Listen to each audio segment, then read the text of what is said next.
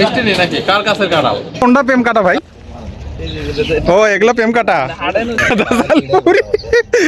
এই কাঠটা সাউন্ড বেশি হয়। এ সবাই মারতাছে।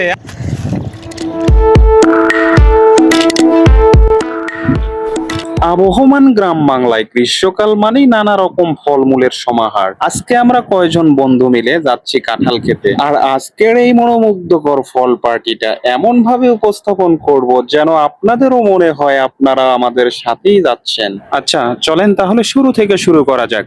আর ভিডিও ভালো লাগলে তো লাইক কমেন্ট শেয়ার অবশ্যই করবেন। সময়টা এখন বিকাল 6টা। এটাকে বিকাল বলবো নাকি সন্ধ্যা বলবো আমি ঠিক বুঝতে পারতেছি না। অফিস করতে করতেই আমাদের মাথায় হঠাৎ কাঁঠাল খাওয়ার একটা কুরকুরানি উঠলো। যেই চিন্তা সেই কাজ।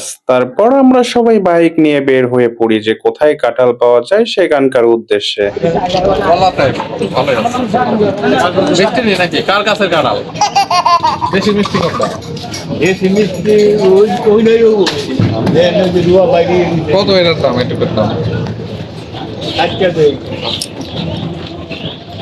অনেকক্ষণ যাবৎ দর কষাকষির পর আমাদের কাঁঠাল অবশেষে কেনা হয়েই গেল। আলহামদুলিল্লাহ, আমাদের কাঁঠাল যেহেতু কেনা শেষই হয়ে গেল, এখন আমরা দূরে কোথাও বনে জঙ্গলে যাব কাঁঠালটি খাওয়ার জন্য। আমাদের এই চমলক্ষ বাহিনীর সামনে থেকে লিড দিচ্ছেন মোস্তাফিজ ভাই আর হাফিজ ভাই। দেখি তারা কোথায় নিয়ে যায়। যাইতে যাইতে তারা এমন একটা জায়গা চুজ করলো, দেখে মনে হচ্ছে এটা কোনো একটা পুরাতন কবরস্থান। সেই পুরাতন কবরস্থানের জঙ্গলের উপর দিয়ে আমাদের সাহসী ছেলে মোস্তাফিজ বাইক চালিয়ে চলে গেল। এই পড়ন্ত বিকেল বেলা সবাই মিলে গোল হয়ে বসে ঘাসের উপরে কাঁঠাল খাওয়াটা ভালোই হবে মনে হচ্ছে। আর এদিকে আমাদের জোকার টিমের সর্দার জাহাঙ্গীর ভাই বিভিন্ন ঘাস লতা পাতা নিয়ে গবেষণা শুরু করে। কোনটা কোনটা প্রেম কাটা ভাই? ও এগুলা প্রেম কাটা। এই যে প্রেম কাটা, প্রেম কাটা, প্রেম কাটা। আর এদিকে দেখি ওরা সবাই কাঁঠাল ভাঙ্গার বন্দোবস্ত শুরু করছে। তো এখন কাঁঠাল খাওয়ার পালা। সাদা চাল, এই প্রথম নাম শুনলাম মুড়ি কয় সাদা চাল। এ সবাই মারতাছে। আরে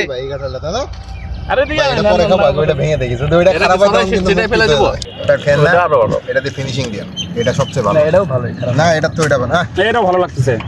এটা দিয়ে ফিনিশিং দিয়ে। ও এটা ভালো বেশি। এটাতে আমি স্টার্টিং করলাম আর আপনারা এটা ফিনিশিং করবেন। এটা খাস